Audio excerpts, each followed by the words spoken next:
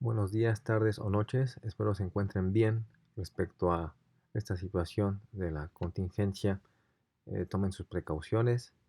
Esta clase que vamos a ver es la de biotecnología vegetal. Aquí tenemos enlistados los puntos que abordaremos en esta clase. Los vamos a ir desglosando rápidamente: objetivos del cultivo de plantas, niveles de manipulación genética y fuentes de germoplasma, cultivos de plantas, plantas transgénicas, genes y rasgos de interés en plantas e implicaciones de los organismos genéticamente modificados.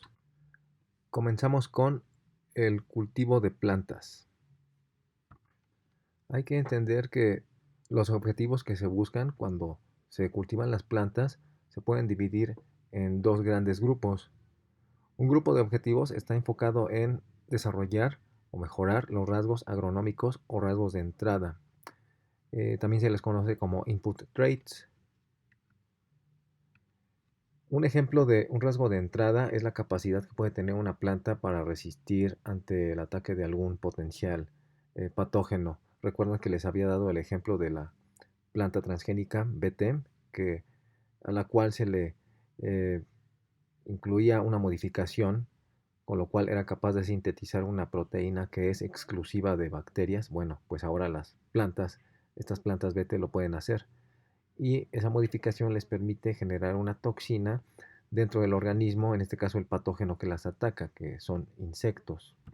Entonces, este es un ejemplo. Los input traits de entrada son rasgos que le permiten a la planta crecer en condiciones adversas o no ser atacada por patógenos, como este ejemplo. El otro grupo de rasgos que siempre se buscan también mejorar dentro de un vegetal son los de salida, rasgos de salida o output traits. Lo pueden ver aquí en negritas. ¿Y qué significa eso? Bueno, son las características que se pretenden mejorar, como una mayor cantidad de producción de biomasa, una mayor calidad en el producto final, como algún fruto, etcétera. Incluso detalles como el valor nutrimental también son aportaciones que se hacen, y ejemplos como estos pues tenemos diferentes tipos. Ya había mencionado la generación de mayor biomasa, un color más atractivo en el producto, que tarde menos en echarse a perder, por ejemplo. Todos esos son los rasgos de salida y que conectan mucho con el consumidor, el producto final que van a recibir las personas que consumen este tipo de productos. Con este tema: niveles de manipulación genética y fuentes de germoplasma. Bueno, en cuanto a los niveles de manipulación, ¿qué es lo que se manipula? Se manipulan genes. Bueno, en general se puede manipular el DNA, pero vamos a verlo desde el punto de vista funcional, porque lo que queremos es obtener de este tipo de organismos de las plantas nuevas características. Entonces lo que se manipula particularmente son genes, algo que va a dar lugar a una proteína, un fenotipo que queremos desarrollar en una planta. Dentro de los tipos de genes que se pueden manipular están los genes nucleares. Estos se encuentran obviamente dentro del núcleo de las células vegetales, en este caso. Otro tipo de fuente de donde pueden derivar los genes son los que se encuentran en organelos como la mitocondria o cloroplasto. Dentro de los dos tipos, de los dos grupos de genes, los que tienen un mayor interés para su estudio son los genes nucleares, porque aportan las principales características dentro de la planta. Esto no resta importancia a las aportaciones que hacen los genes de estos organelos, pero sí son más trascendentales los genes que se encuentran en el núcleo. Ahora, ¿cómo se van a manipular? Esto se logra a través de técnicas como ingeniería genética, básicamente la del DNA recombinante que ya hemos visto. Ahora, existen diferentes tipos de manipulación, y las técnicas que muchas veces se utilizan son las siguientes. Voy a mencionarles tres a grandes rasgos. Una es la de mutagénesis. Esto se hace cuando se expone a los organismos ante algún agente externo, como alguna fuente química o física como la radiación UV, Y lo que ocurre es que existen agentes, tanto físicos como químicos, que pueden generar daño en el DNA y esto puede promover el desarrollo de alguna mutación. Esto dependiendo si el daño se puede reparar o no. El punto es que no es específico. ¿Recuerdan el ejemplo que dimos? Voy a apoyarme en el ejemplo que habíamos dado de la generación de superhéroes. ¿Se acuerdan de estos dos, de Hulk y de el Hombre Araña? La manera en la que se generaron fue, de acuerdo al cómic, por la exposición a radiaciones gamma. Las radiaciones gamma, así como las radiaciones ultravioleta, son el tipo de agentes físicos que pueden promover una mutación, porque en principio lo que se está provocando es daño en el DNA y si estos daños no se reparan en el momento de la replicación de este material genético se pueden generar mutaciones y es de esa manera como se puede promover, en este caso en alguna planta, mutaciones que pueden o no ser favorables y nos pueden dar lugar a características que al final podemos seleccionar para tener una nueva aportación dentro de estos organismos. Podemos tener una planta que producía una menor cantidad de biomasa a una que ahora produce más, el color de las hojas, etcétera. Puede haber muchos cambios que deriven de mutaciones. Pero insisto, esta técnica de mutagénesis no es dirigida porque no se sabe en qué lugar del DNA van a caer los daños y en dónde se van a generar, por lo tanto, las mutaciones que pueda hacer la DNA polimerasa. Sin embargo, es una técnica que sí se puede utilizar. Afortunadamente existen otras técnicas más dirigidas como la edición de genoma. Recuerdan, seguramente han visto esta técnica CRISPR-Cas. Básicamente funciona de la siguiente manera. Es un sistema que implica la participación de dos moléculas. Una molécula es el RNA, un tipo de RNA, y la otra es una enzima. En este caso la enzima está representada como unas tijeras moleculares. Recuerdan que para hacer un DNA recombinante se requieren, entre otras cosas, de enzimas de restricción. Bueno, imaginen que es lo mismo. Tijeras moleculares, pero que no van a cortar de manera inespecífica, porque como trabaja en conjunto con el RNA, va a funcionar de la siguiente manera. Fíjense que aquí este RNA tiene una secuencia guía y esa secuencia guía va a pegarse en algún fragmento de DNA que queremos cambiar y una vez que se da ese reconocimiento, entonces esa es la señal que va a reconocer las tijeras moleculares, que ya dijimos son enzimas de restricción, van a poder cortar un fragmento de DNA específico e incluso hacer cambios. Se puede quitar alguna base no deseada, por ejemplo. Entonces es una manera muy específica de editar el DNA. No es como la mutagénesis, donde se generan potenciales cambios al azar. Y existen también otro tipo de mecanismos para generar cambios en el material genético de una célula vegetal. Y aquí les expongo básicamente a dos de las principales técnicas que se utilizan para lograr esto. La primera es a través del uso de una bacteria, la cual a su vez contiene un plásmido. ¿Lo ven? Esto que estoy señalando aquí. Este plásmido tiene la capacidad, como los plásmidos que ya hemos visto, de transportar fragmentos de DNA y poder transferirlos al genoma de una célula vegetal. Fíjense, esta es la célula vegetal y aquí está señalado su genoma. Entonces, ¿qué es lo que va a ocurrir cuando hay una infección de alguna célula vegetal por esta bacteria? Al mismo tiempo se le está transfiriendo este plásmido y esto puede permitir que se integre dentro de la célula algún gen exógeno. Entonces esta técnica de aquí implica el uso de vectores a partir de esta bacteria, Agrobacterium. Lo vamos a ver más adelante en la presentación. El otro tipo de manipulación es el de la biobalística. También se le conoce como bombardeo de partículas y es básicamente lo siguiente, literal, es como bombardear a una célula vegetal con partículas que pueden estar cubiertas con ADN, el ADN que uno quiere integrar en las células vegetales. Fíjense que aquí esta misma célula que nos sirvió para representar lo que pasa cuando se usa este tipo de vectores, bueno, ahora nos sirve para representar qué le pasa a una célula vegetal cuando es bombardeada con estas partículas. Pues fíjense, atraviesa la célula, la membrana plasmática y logra incluso entrar en el núcleo de la célula vegetal para poder transferir material genético, el cual incluso puede incluirse. Fíjense que la flecha continúa, independientemente si fue por Agrobacterium o por bombardeo, esta célula ya tiene material genético y lo puede integrar. En el caso de Agrobacterium o biobalística, al final se tiene un cierto grado de éxito. Habrá células que a pesar de haber sido bombardeadas o expuestas con esta bacteria, la cual tiene a su vez un plásmido, habrá veces que las células integren o no el fragmento de interés. En este caso, esta célula de aquí, fíjense, son 6, solamente esta de aquí integró el fragmento de interés, ya sea, insisto, por biobalística o por eh, bacteria Agrobacterium con todo y su plásmido, el vector. Aquí esta manchita negra que tiene este cromosoma indica que esta célula vegetal sí pudo incorporar el DNA exógeno.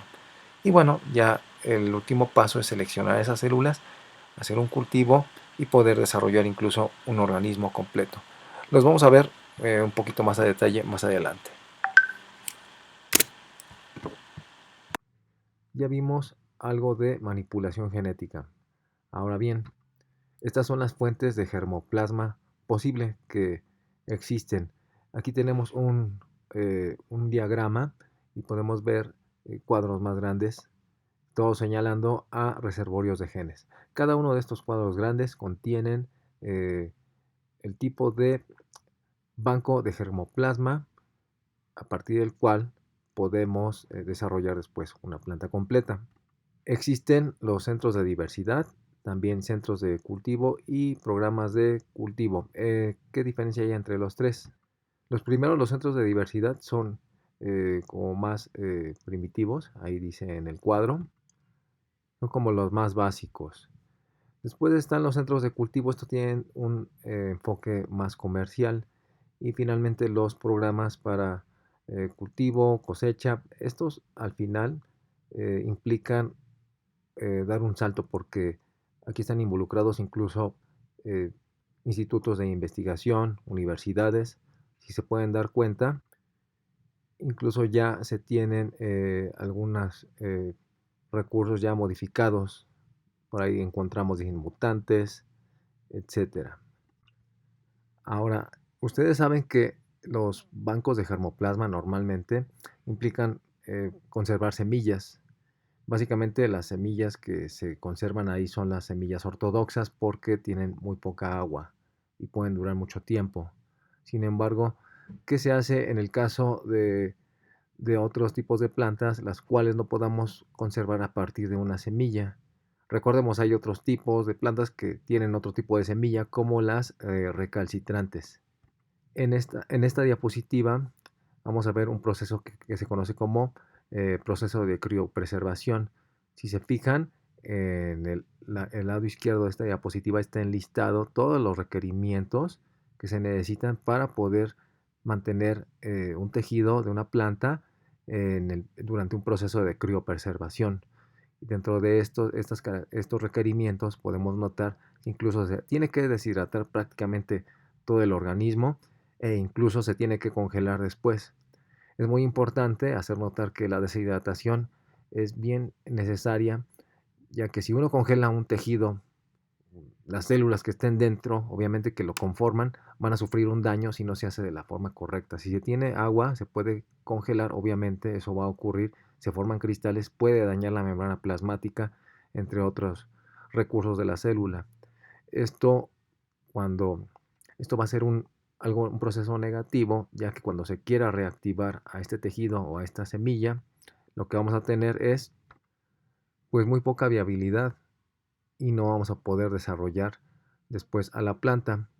En el lado derecho de esta diapositiva se puede notar cómo son dos tipos de procesos donde el principio es bajar la temperatura a donde son expuestos los tejidos.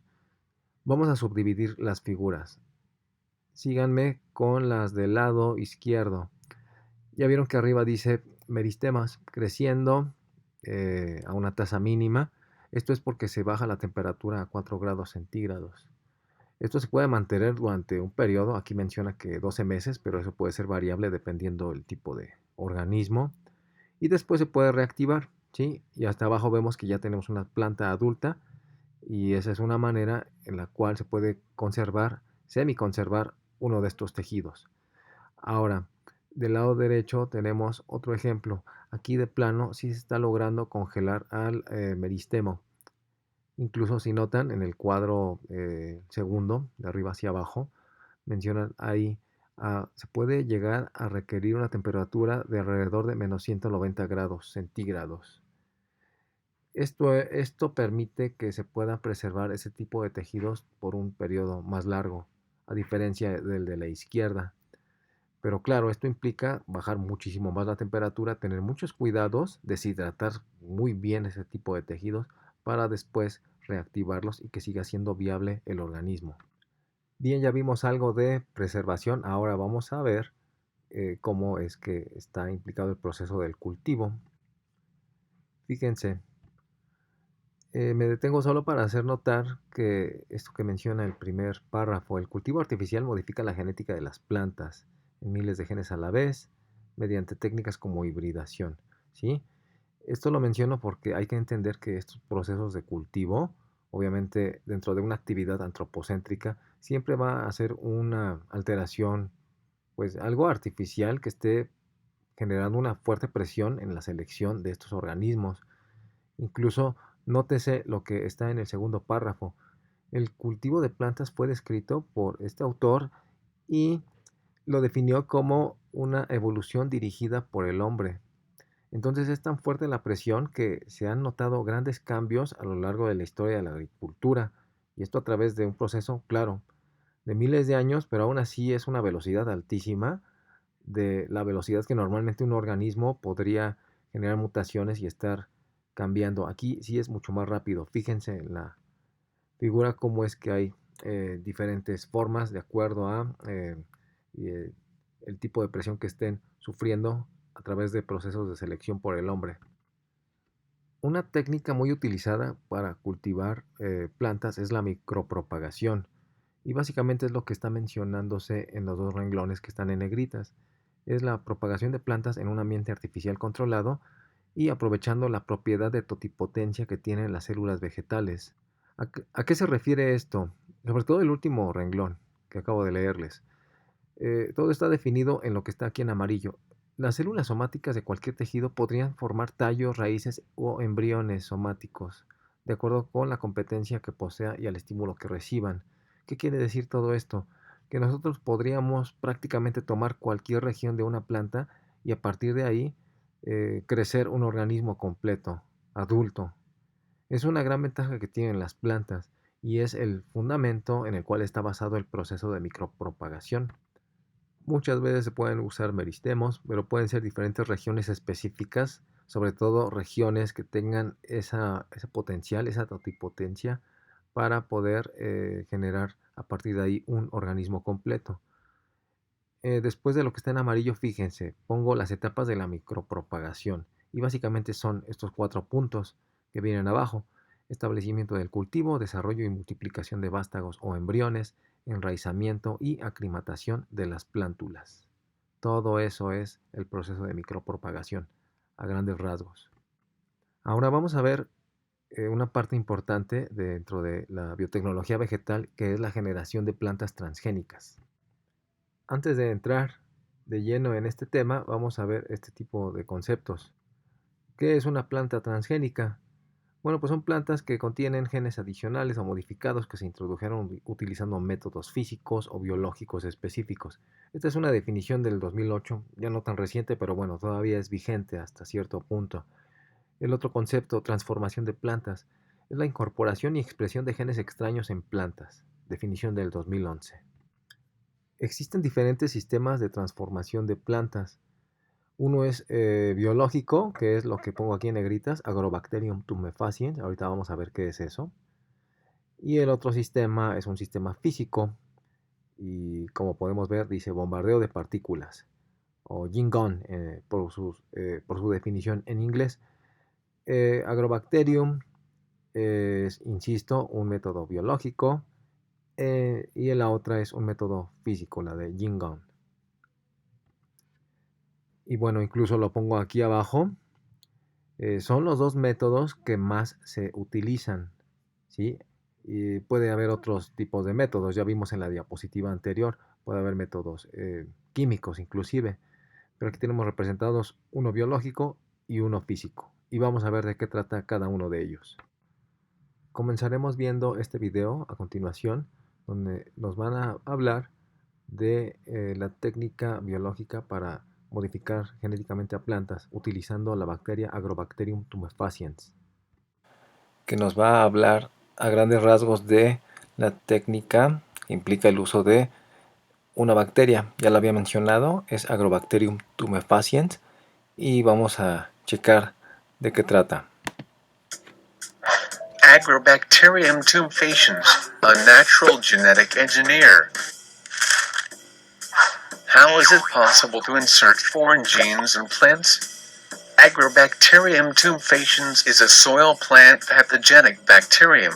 It has become the most used vector for the introduction of foreign genes into plant cells, generating transgenic plants.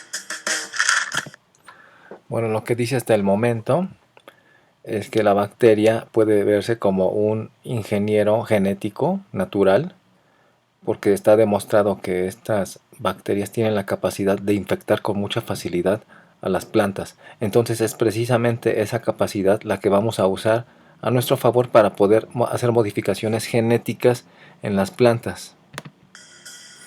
How does it works? Let's see the natural infection mechanism of the bacteria. Agrobacterium tumefaciens naturally infects the wound sites in the cotyledonous plant, causing the formation of the crown gall tumor. It contains a plasmid called T, tumor-inducing. Brevemente, me detengo un poco aquí. Dijo lo que ya había mencionado, que esta bacteria es un agente que de manera natural puede infectar, aquí dice, a las plantas y se generan estos tumores, son como unos callos, pero como es un crecimiento incontrolado, es como un tumor. ¿Quién es el que genera el tumor? Bueno, la bacteria que va a hacer la infección, que está representado aquí en este esquema, contiene, a su vez, obviamente tiene su propio cromosoma, su DNA genómico, pero también contiene, así como muchas otras bacterias, esta Agrobacterium tumefaciens tiene un plásmido, ¿ya lo vieron? Y dentro tiene unas secuencias específicas que son las que al integrarse al genoma de las plantas, del DNA de las plantas, van a generar estos tumores. Contains the genes that cause the tumor in plant. When the bacteria recognizes a wounded cell, a piece of its T plasmid is transferred into the cell and integrated into plant chromosome. Bueno, aquí lo que menciona es que no es de manera constitutiva. Esta integración de los fragmentos del plásmido que van a meterse en el DNA genómico de la célula vegetal van a ocurrir solo en ciertos momentos. Cuando las plantas muestran algún daño, algunas células de las plantas están dañadas, esas son las que van a ser susceptibles y van a enviar la señal para que entonces se liberen estas regiones de que están en este plásmido y se integren dentro del cromosoma de la planta.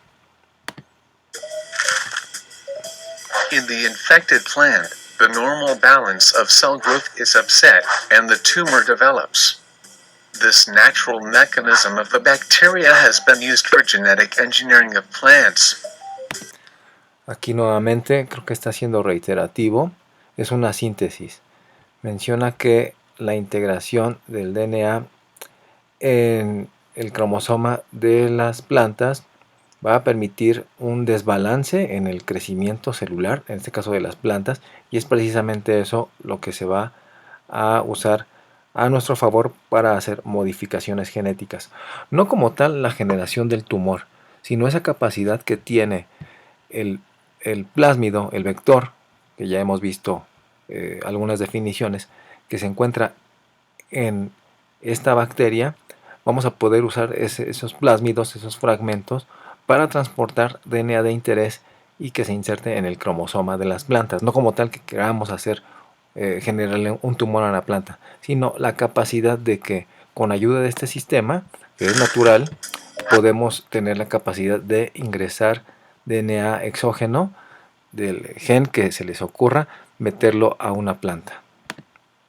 This is achieved by inserting selected genes into the plasmid fragment that is transferred into cell, so that they become integrated into the plant chromosomes. Examples of commercial applications of these technologies. Several crop plants have been engineered to express the insecticidal toxin gene of Bacillus thuringiensis, so that insects attempting to eat these plants are killed. Several crops also have been engineered for resistance to herbicides such as glyphosate. Golden rice is an oakum plant that contains high levels of vitamins. By agrobacterium-mediated transformation, genes from a bacteria and the daffodils are introduced in rice plants with the aim of accumulation of carotenoid in rice endosperm tissues. Bien, lo que mencionó hasta el momento, después de lo que habíamos mencionado, vamos a regresarnos a esta parte. Aquí está haciendo una síntesis de todo lo que implica esta capacidad de meter DNA exógeno a una planta a través del uso de esta bacteria. Haciendo una síntesis, insisto, esta es la bacteria, este es el genoma bacteriano. Aquí adentro está el plásmido, que ya sabemos que son los plásmidos. Pues adentro de estos plásmidos vamos a insertar las regiones de DNA que nosotros queremos expresar dentro de las plantas en este caso. Entonces va a ocurrir de la siguiente manera. Una vez que se logra la infección, el plásmido va a poder ceder el fragmento de nuestro interés al cromosoma de la planta. Entonces es una manera de hacer una modificación permanente porque se está modificando directamente el genoma de la planta. No es un tipo de modificación transitoria que no se pueda heredar. Este sí se puede heredar a grandes rasgos. A continuación, lo que mencionan aquí en este video son algunos ejemplos de aplicaciones de esta capacidad de manipulación genética en plantas. Nos da un ejemplo muy general aquí, que es la capacidad que puede tener una planta de resistir ante el ataque de alguna potencial plaga. Podemos hacer plantas que puedan resistir estos ataques a través de ingeniería genética usando estos sistemas Agrobacterium. Otro ejemplo es hacer también modificaciones genéticas que permitan que una planta pueda resistir la exposición a algún herbicida como los gliofosfatos. Es un segundo ejemplo. Y un tercer ejemplo muy bueno es el de la manipulación genética, en este caso del arroz, donde más adelante vemos con detalle el ejemplo. Básicamente lo que se hace es hacer una modificación para que el arroz pueda generar una proteína que es precursora de la vitamina A, porque se ha demostrado que la deficiencia en vitamina A es un factor de riesgo para que las personas desarrollen ceguera. En el mundo hay muchas personas que padecen de este defecto por la incapacidad de sintetizar vitamina A, y es a lo que se refiere este ejemplo.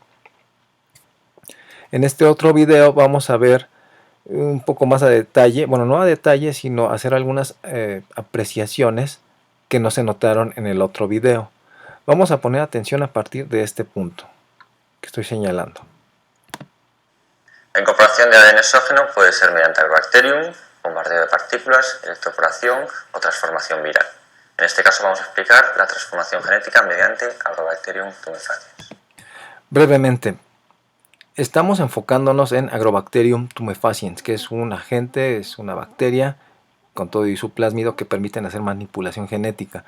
Ese es uno de los principales sistemas para manipulación genética en plantas. El segundo más importante es el bombardeo de partículas, lo vamos a ver más adelante. Cuando les mostré la diapositiva donde estaba Hulk y el hombre araña, les mencioné justamente estos dos. Estos otros dos sistemas, electroporación y transformación viral, también se pueden utilizar para hacer modificaciones genéticas en plantas, pero los dos sistemas más utilizados son Agrobacterium tumefaciens, ya vimos más o menos, y él nos va a seguir hablando de esto, y el bombardeo de partículas. El proceso que tenemos que seguir es primero construir un ADN recombinante e insertarlo en Agrobacterium tumefaciens, infectar las células del organismo a transformar con el Agrobacterium transgénico, seleccionar las células transformadas en un medio selectivo y por último regenerar las plantas a partir del desplante. El primer paso pues será construir ese Agrobacterium con el transgén, con el ADN recombinante. Para ello insertaremos el transgén, ese ADN exógeno, en un vector, en este caso un plásmido, consiguiendo así un plásmido recombinante. Ese plásmido lo insertaremos dentro de la bacteria, en este caso el Agrobacterium, y esa bacteria la cultivaremos en un medio de cultivo adecuado, normalmente un medio LB. Una vez ya tenemos el Agrobacterium transgénico, lo que haremos será infectar la planta con el Agrobacterium. En este caso lo que vamos a hacer es infectar esplantes que son porciones de hoja. Pondremos en contacto los esplantes con el Agrobacterium para que el Agrobacterium infecte esas células.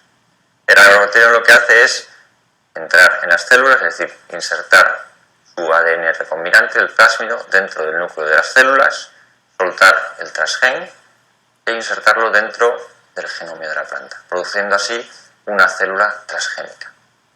Una vez tenemos las células transformadas, hay que saber qué células están transformadas y qué células no están transformadas. Para ello lo que hace es poner los plantes en un medio selectivo. Lo más normal es que junto al transgén se inserte un gen de resistencia a un antibiótico, normalmente canamicina, y así las células transformadas serán capaces de crecer en ese medio selectivo. Si no están transformadas, no crecerán y no serán transgénicas.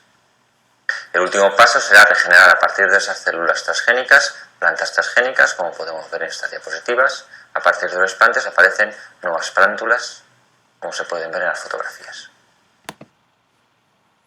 Bien, hasta aquí esta integración de los dos videos donde entendemos cómo es que se desarrolla cómo se hace la aplicación de esta tecnología, manipulación genética con la ayuda de la bacteria Agrobacterium tumefaciens. Y si notan debajo de esta diapositiva, en el pie de figura, perdón, en la parte de abajo de esta diapositiva pongo las dos ligas de donde obtuve los dos videos de los cuales obtengo fragmentos para exponérselos. Bien, ya vimos el video que nos explicó el sistema Agrobacterium, el sistema biológico de modificación genética en plantas. Ahora vamos a ver el método físico, que es el de biobalística o Yin Gun. A continuación vamos a observar un video al respecto. Yin Gun o de biobalística, para lo cual me voy a apoyar en 4 fragmentos de videos y vamos a ir explicando algunas de sus partes. Yin Gun is not so widely used method. As is always the case, however, it has some advantages that may be useful for your research. In general, it is a way of transfecting cells. Suppose you want to deliver a plasmid into the cell and this particular cell culture is difficult to transfect using another methods. Bueno, aquí básicamente dice que esta técnica se utiliza cuando es complicado, cuando hay ciertas células como las vegetales, vamos a ir viendo por qué, no es fácil introducir material genético. Aquí dice que se pueden usar, sí, al final vectores como los plásmidos, pero el problema es físico. ¿Cómo lograr atravesar la membrana plasmática y más que solo la membrana, la pared celular? Recordemos que las plantas tienen esa característica y es lo que vuelve difícil el lograr atravesarlas. No es tan fácil como una célula animal. How does this Yin Gun thing work? Say you have a nanoparticle. Also, you can code it with your molecule of interest. Let it be a plasmid. Now, imagine you have an equipment capable of accelerating these modified nanoparticles, just like a gun, because gas fills the chamber and pressure propels macrocarrier with modified nanoparticles into the stopping screen. When the microcarrier hits it, DNA-coated nanoparticles are propelled through the screen and into the target cells on Petri dish. My point is, you can actually shoot them in the cells without damaging most of these cells. Of course, it depends on both nanoparticles. Bueno, aquí mencionó algo importante. Básicamente está describiendo cómo funciona el sistema. Se le llama técnica de biobalística porque es como se utiliza el principio de una pistola. Se tiene un cañón y se va a ejercer una fuerza para arrojar algo, un proyectil, que en este caso no es como una bala, como una pistola normal. Lo que se van a expulsar son nanopartículas, las cuales están insertadas en un pequeño disco. ¿Ya vieron esto que está rojo? Es un pequeño disco, vamos a ver más adelante algunos ejemplos. Y con la fuerza con la que se impulsa, es como una presión muy fuerte a través de este cilindro, se logra que las partículas que están dentro de esta matriz sean expulsadas como proyectil precisamente. Y la particularidad es que estas partículas, que están muy de la mano con el concepto de la nanotecnología, tenemos que existen nanopartículas de muchos materiales. Normalmente para hacer las partículas que transportan DNA pueden ser de oro, muchas veces. Esas partículas de oro que están dispuestas en esta matriz están a estas se les pega DNA. Entonces, cuando se ejerce una fuerza, estas partículas con todo y el DNA que van transportando atraviesan las membranas de las células que están debajo. Entonces es un sistema integral. Por una parte está lo que va a funcionar como pistola. En medio tenemos las partículas que van a ser expulsadas. Y una vez que salen de la matriz, pueden atravesar con la fuerza que ya vienen las células, la pared celular, inclusive la membrana plasmática. Y pueden caer, eso sí, puede ser un poco al azar, porque pueden atravesar, insertarse en organelos como cloroplastos, mitocondrias, pero el principal objetivo es darle al núcleo. Both nanoparticles' size and their impulse. Ones with a diameter of about 1 micrometer had initially been used, but relatively recent study had revealed 2 orders of magnitude smaller nanoparticles to be also suitable. Bueno, aquí básicamente lo que menciona es el tamaño que existe ahora de estas partículas para transportar el DNA. Antes medían esto, las viejas partículas, ahora las nuevas son de este tamaño, del orden de nanómetros. For a long period of time, tungsten or gold nanoparticles, 1 micrometer in diameter, were widely used by researchers, but it has been shown that silicon nanoparticles are much better due to their biodegradability and non-toxicity. Gene gun technique is commonly used for several. Básicamente aquí existen diferentes materiales de nanopartículas, ¿sí? Tungsteno, sílica o de oro, como lo había mencionado. Toxicity. Gene gun technique is commonly used for several purposes, like study of neuronal dendritic branching and dendritic spine morphology. Special dye is used as a molecule to deliver into the cell. Plant transformation. Reporter gene is used to find out whether it's successful or not. Transfection of neurons, some of which are notoriously difficult to transfect. Transfection of cells deep in tissues, and of course DNA vaccination for inducing protective immunity to infection and malignancy. Brevemente está mencionando que esta técnica no es exclusiva de transformación para la transformación de células vegetales, ¿sí? Sino que también se puede usar para hacer manipulación de otro tipo de células, insertar DNA en otro tipo de células. Weaknesses of the gene gun method are as follows. First, each particular nanoparticle may contain molecule to deliver or may not. Second is also each particular nanoparticle contains different quantity of that molecule on its surface. The third is low efficiency of the metal nanoparticles in reaching the entire tissue due to the low penetration of the particles. Moreover, surgery is often necessary to use the technique in order to reach any non-superficial tissue. Thank you for watching. Full list of articles which I studied will be in the description below. Bueno, menciona que dependiendo del material y el tipo de tejido será el tipo de nanopartícula que se requiera. En este otro video vamos a ver, y lo cual no se apreció mucho en el anterior, que literal hay varios modelos de máquinas para hacer esta técnica de biobalística. Esta sí parece más una pistola. Vean, estos pequeños cilindros van a estar dispuestos en una base que es como un revólver, fíjense.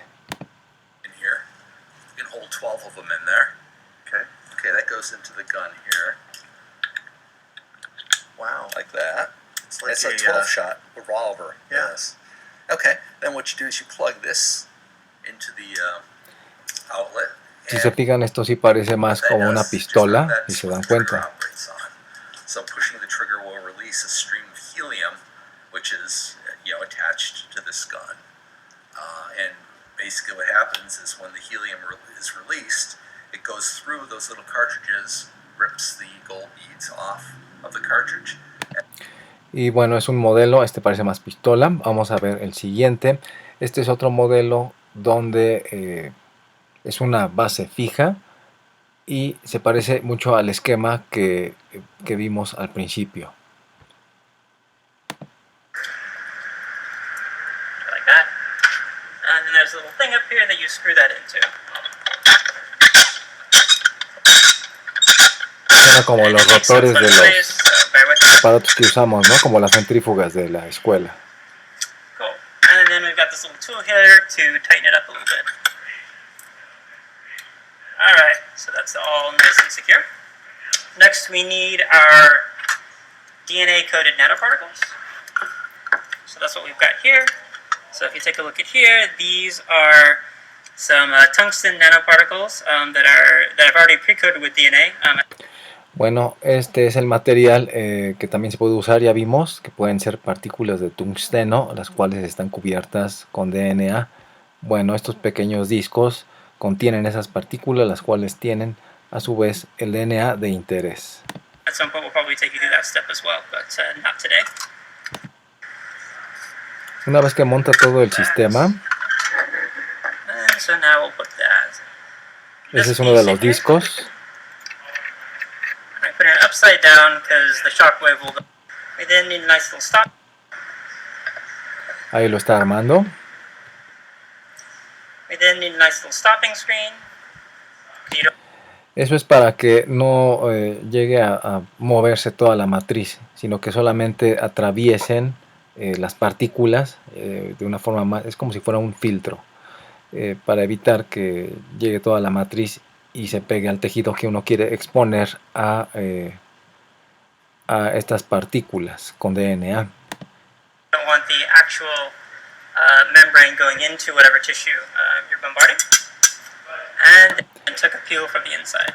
So just onion that Y prácticamente este es el tejido que quiere exponer, un corte muy delgado. Es de una planta y bueno, lo que van a hacer es exponer este tejido y si tienen éxito, bueno, crecerán dicho tejido y obtendrán una planta.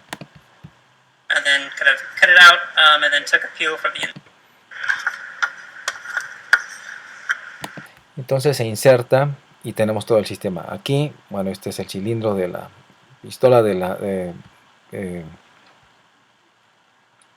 la pistola para lanzar estas partículas. En medio tenemos la capa con las nanopartículas, el filtro y aquí el tejido que va a ser expuesto. So what we've got here is got the rupture disc up here that'll designed to break at a very specific pressure. Our DNA coded nanoparticles are here. Bueno, que la presión con la que se ejerce la fuerza para que atraviesen y salgan disparadas las partículas debe de ser regulado. Y finalmente este es un aparato de biobalística hechizo porque no tiene marca. De hecho, si se fijan en el título, dice ¿cómo puedes construir una biopistola por menos de $100? Deben de ser dólares. No es para fomentar que ustedes lo hagan. Es solamente tomé este fragmento porque aquí sí son muy explícitos y ponen la imagen de cómo se vería un tejido al ser expuesto ante estas partículas. Fíjense.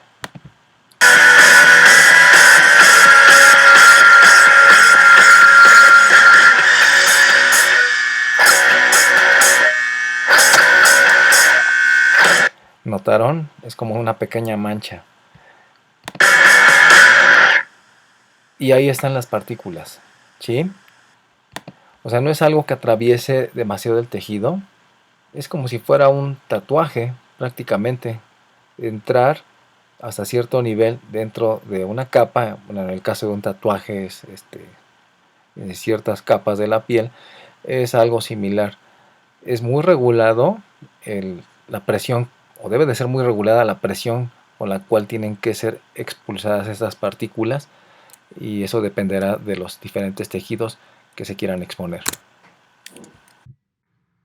Ya vimos el video, ya entendimos someramente por lo menos cómo funciona esta técnica, que es un método físico a través del cual se puede ingresar material genético exógeno a una célula vegetal. Estas dos imágenes representan lo siguiente. La del lado izquierdo, superior izquierdo, muestra una microfotografía de nanopartículas, las cuales, como las que se usan para poder insertar DNA exógeno a una célula a través de esta técnica biobalística. La imagen de abajo, del lado derecho, muestra una fotografía de una célula vegetal y señalan, vemos que hay tres flechas. Las dos flechas blancas señalan sitios en donde impactaron partículas con DNA, que esto se logró a través también de biobalística. Y una flecha negra señala también dónde ocurrió un impacto por una de estas partículas, solo que el impacto donde está señalando la flecha negra es justo en el núcleo de esta célula vegetal, que es precisamente lo que se busca, ¿no? Cuando se trata de insertar este material genético, se trata de que llegue justamente en el DNA genómico, en el núcleo. Esta diapositiva brevemente nos habla de lo siguiente. Uno de los retos cuando se trata de insertar material genético en una célula vegetal es el hecho de que tiene una pared celular. Esa es una característica inherente a este tipo de células. Y otro punto importante, otro obstáculo a vencer cuando se trata de insertar este material genético es el hecho de que las células vegetales casi siempre están en estado hipertónico. Esto porque precisamente los tejidos son muy rígidos. Esto es algo que no se nota, por ejemplo, en una célula animal. Y ese es otro punto a vencer, porque imagínense, además de atravesar la pared celular, todavía entrar en una célula, atravesar la membrana plasmática de una célula que está en estado hipertónico, pues va a ser como ir contracorriente. Cualquier partícula que quiera ingresar se va a encontrar con ese gran obstáculo. Entonces, no es sorprendente que se tengan que usar métodos que aparentemente serían como muy agresivos, este tipo de técnica biobalística, porque justamente es lo que tienen que superar estas dos barreras. Ahora, en cuanto a los rasgos de interés que uno busca mejorar a través de seleccionar ciertos genes y que se busca mejorar en una planta, vamos a dar algunos ejemplos. Aquí en esta diapositiva básicamente podemos ver rasgos de entrada, que ya habíamos dicho que son características que se pretenden mejorar dentro de una planta. Esa capacidad de crecer ante un ambiente no tan conveniente. Por ejemplo, hay plantas transgénicas cuyo objetivo es lograr resistir a algún herbicida. Sí, recordemos que además de patógenos como los insectos, hay otro tipo de obstáculos que deben de librar ese tipo de cultivos. Y uno de ellos es el de la maleza. Otro tipo de plantas que compiten contra un cultivo, una planta de interés. Entonces aquí hay que destacar la resistencia a herbicidas, porque esto permitiría a la planta de interés sobrevivir y a la planta nociva, pues no. Abajo está una imagen donde se representa la resistencia a ataque de insectos, el ejemplo que ya habíamos dado, el de la planta BT, que es capaz de sintetizar una toxina porque se le metió un gen de una bacteria y esto provoca que el insecto muera. Otro tipo de rasgos, ya lo habíamos dicho, son los rasgos de salida y aquí tenemos algunos ejemplos. Esta diapositiva representa el caso de una planta transgénica, de un producto transgénico como el arroz. Esta planta se generó a partir de la siguiente problemática. Se estima que alrededor de 500.000 niños en el planeta pierden la vista cada año. También personas adultas, pero este es un dato importante. Y esto es porque son personas que no tienen la capacidad de sintetizar vitamina A, porque les falta un precursor para lograrlo. Entonces, lo que se hizo fue generar esta planta transgénica. Aquí tenemos en esta imagen, pueden notar que hay 3 grupos de granos de arroz. El del lado izquierdo es un arroz silvestre, ¿ya vieron? Dice abajo wild type. Los 2 de la derecha son transgénicos, pero vamos en orden. El de en medio es el arroz dorado, número 1, y el de la extrema derecha es arroz dorado 2. Ambos son transgénicos, tanto el arroz dorado 1 como el 2, solo que el 2 es todavía mejorado porque tiene la capacidad de sintetizar más esta proteína que es necesaria para que al consumirla una persona pueda sintetizar la vitamina A. Entonces, algo que no podía hacer el arroz dorado era generar suficiente de esta proteína. En el caso del arroz dorado número 2, se supera esa barrera, por lo cual no es necesario que una persona potencialmente tenga que consumir demasiado arroz para tener la aportación necesaria para tener acceso a la vitamina A. Otro ejemplo de plantas transgénicas es el del jitomate. Además de mejoras como evitar que se descomponga en un periodo corto, otra de las aportaciones es que este tipo de productos puede servir como un transportador de vacunas. Recordemos, la vacunación, el principio de la vacunación es exponer a un organismo ante algún antígeno para que el organismo pueda ser capaz de sintetizar anticuerpos. Ese es el fundamento del principio de una vacunación. Entonces, este tipo de productos transgénicos pueden expresar algún pedazo de proteína que sea el epítopo de algún antígeno para estimular el sistema inmune y se cumple con el principio básico de la vacunación. Entonces se tiene un producto que tiene doble beneficio, alimentar y al mismo tiempo vacunar a alguna persona. Bien, ¿qué implicaciones tiene el uso de organismos genéticamente modificados? Bien, cuando existe un producto transgénico, en este caso hablando de plantas, siempre va a considerarse un potencial riesgo en cuanto al flujo genético que pueda existir entre una especie transgénica y una que no lo es. Ese tipo de riesgos se asumen y de hecho están categorizados de acuerdo a 3 principales niveles, y es lo que pongo en la lista que está abajo. Existen niveles desde los menos riesgosos hasta los que tienen un alto riesgo de transferencia de genes entre un organismo modificado y uno silvestre. El primer tipo de riesgo es el más bajo de todos. Es cuando hay una mínima probabilidad de transferencia. Eso es cuando tenemos ciertas restricciones. Para empezar, pues no hay otra especie, otro organismo con el cual pueda haber transferencia. O sea, nuestra especie transgénica, aunque tenga cualquier modificación, pero si no tiene con quién hacer el intercambio, pues no existe un riesgo. Y además sumémosle lo que está en amarillo, no hay compatibilidad sexual. Entonces sumamos esos 2 factores, el riesgo es bastante bajo. El segundo nivel de riesgo de un potencial flujo genético entre un transgénico y un organismo que no lo es cuando ya empieza a aumentar la probabilidad de transferencia cuando hay una compatibilidad sexual limitada. Es como si tuviéramos estos 2 organismos. Sí, son de la misma especie, pero todavía puede haber una barrera, ¿no? Tal vez el tamaño puede hacer algo que evite que se crucen. No es tan simple en el caso de las plantas, pero bueno, trato de exponer este punto. Ya comienza a subir el riesgo de una potencial transferencia genética, pero todavía es bajo, todavía es algo controlable. Y el tercer nivel es el más alto de todos. Es cuando hay una alta probabilidad de transferencia, cuando especies silvestres son sexualmente compatibles y crecen además en la vecindad del área sembrada. Bueno, pues este es el nivel más alto de riesgo donde puede existir un flujo genético. Como si habláramos de Tinder, ¿no? Hay match y además son de la misma especie y todos los factores que pueden fomentar a que exista un flujo genético. Entonces son los 3 niveles de riesgo que se sabe que pueden existir cuando se expone un organismo genéticamente modificado junto con uno que no lo es. Brevemente, como breviario cultural, esta tabla representa una lista de países que ya desarrollan productos transgénicos.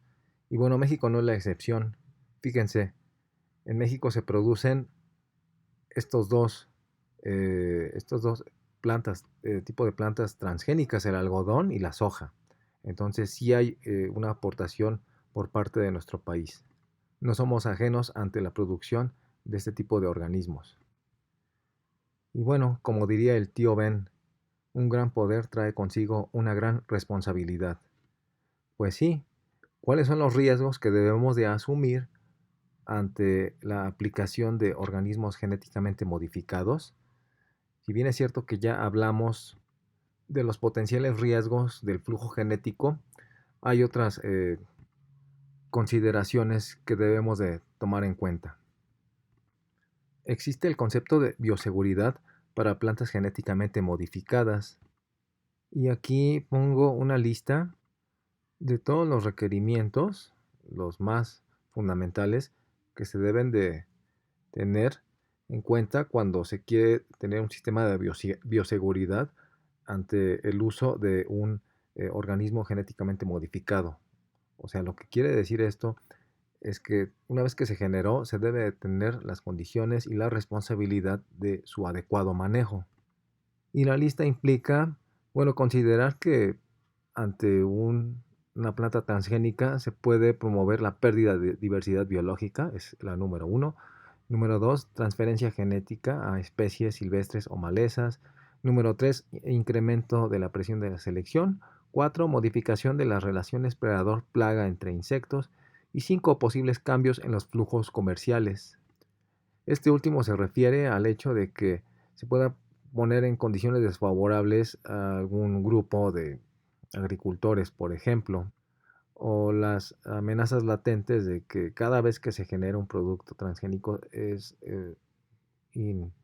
inminente que se generan patentes y eso puede poner en situación de vulnerabilidad o una condición donde puedan competir no, de una forma no muy apta entre grupos de productores.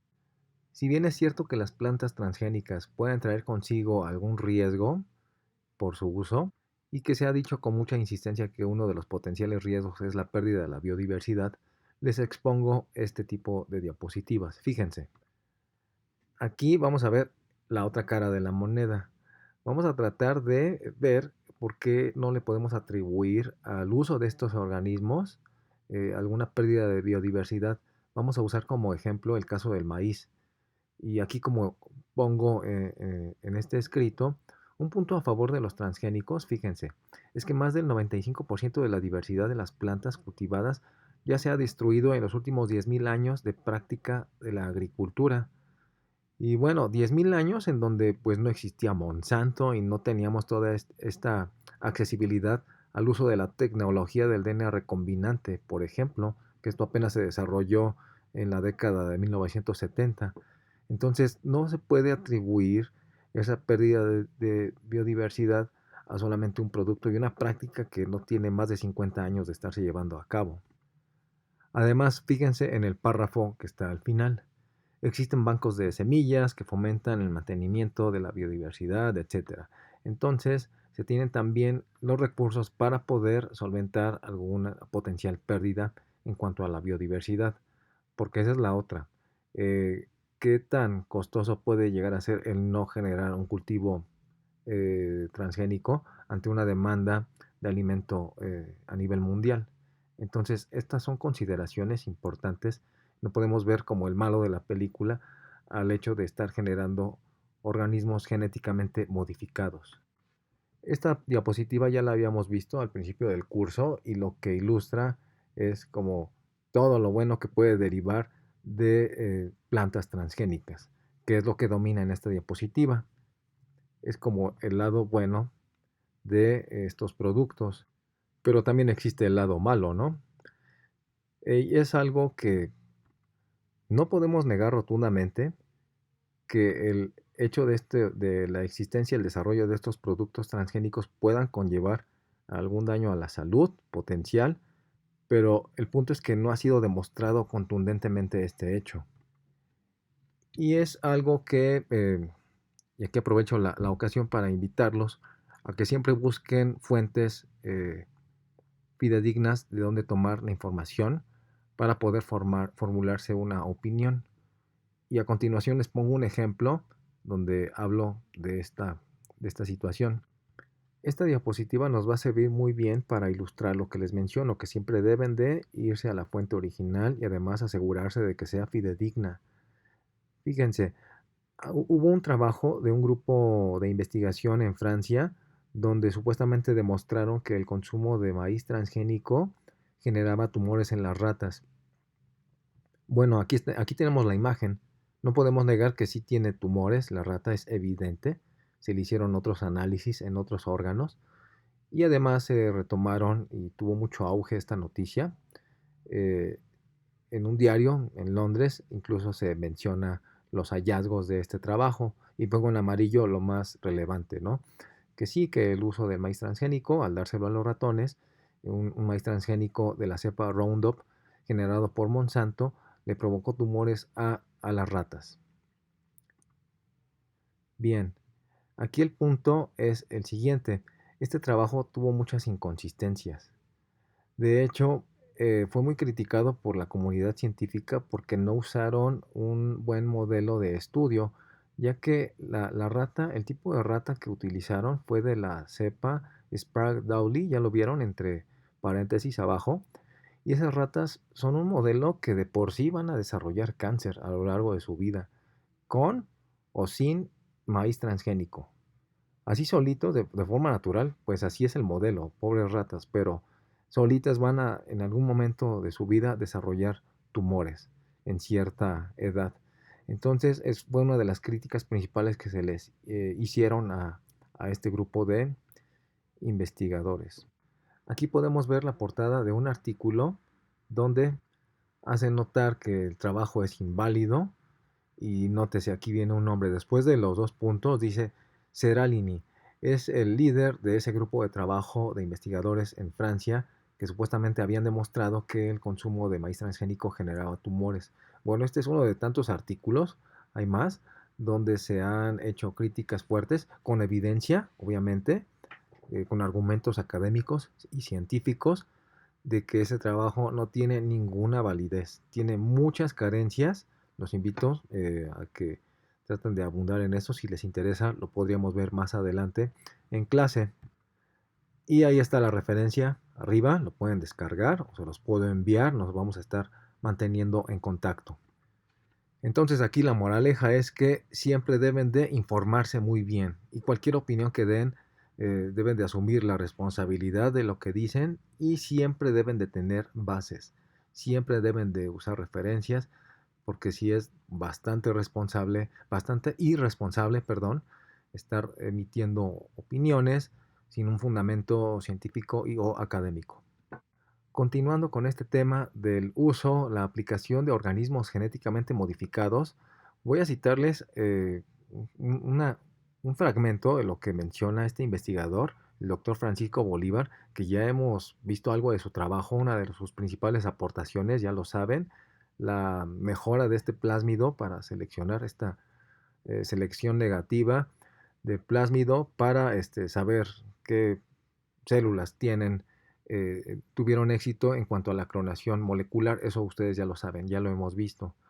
Pero eso no se detiene ahí. Este investigador, que es una persona que tiene presencia dentro de la comunidad científica a nivel nacional y es considerado uno de los principales biotecnólogos del país, pues también tienen cosas que decir, que aportar. Él ha dado su opinión al respecto en cuanto al uso de organismos genéticamente modificados. Y aquí lo pongo así, cito textual, es No hay evidencia científica sobre daños a la salud por los organismos genéticamente modificados. ¿Qué quiere decir esto? No está negando de una forma rotunda que pudiera existir, pero hasta el momento no hay ninguna evidencia tampoco. Pongo aquí, pues sí, tendenciosamente, un maíz en forma de granada, ¿no? Haciendo alusión a todo eso que se ha mencionado, que el uso de estos organismos implica casi es una bomba de tiempo que nos acerca a consecuencias que no vamos de las cuales no vamos a poder asumir eh, algún problema, algún efecto secundario. Otro investigador que también tiene mucha relevancia en nuestro país en cuanto a la biotecnología es el doctor Luis Herrera Estrella. Y de hecho es aún más notoria su presencia y es requerida incluso su presencia, o al menos mencionar cuáles han sido sus aportaciones dentro de esta presentación. Este doctor es considerado como un pionero en la manipulación genética en plantas en México y a nivel mundial inclusive. Tiene una gran cantidad de citas, es un personaje bien representativo en la biotecnología en México y en todo el mundo. Aquí retomo un pequeño pedazo de su página en internet. Podemos ver que trabaja en el CIMBESTAB, en la unidad Irapuato. Si ustedes llegaran a verse interesados, aquí están sus datos. Se pueden poner en contacto con él para alguna estancia, eh, ya sea antes o durante el posgrado, si ustedes quieren hacerlo. Y él ha hecho bastantes aportaciones.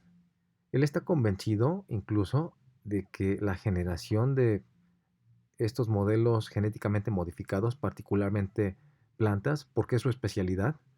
Él se dedica a la biotecnología de plantas, manipulación genética de plantas. Él está convencido de que esa va a ser la única manera a través de la cual se va a poder satisfacer la necesidad, la demanda de alimentos a nivel mundial en unas cuantas décadas. Él menciona que no se puede resolver esa demanda a través del uso de más áreas para agricultura, por ejemplo.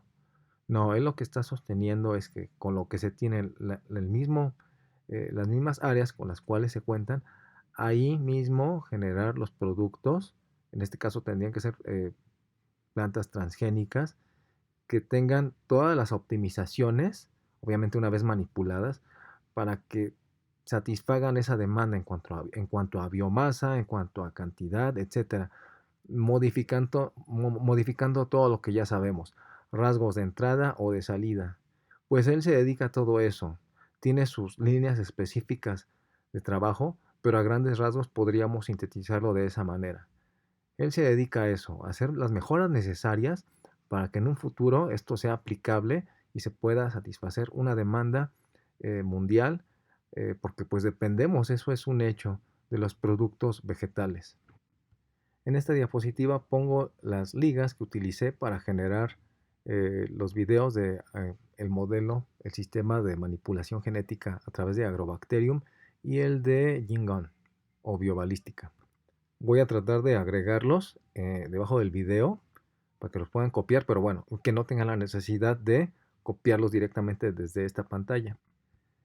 Finalmente, esta diapositiva la aprovecho para poner la bibliografía que utilicé para el resto de las diapositivas. Y bueno, si les interesa alguno de estos libros, se los puedo hacer llegar también. Pues nos mantenemos en contacto.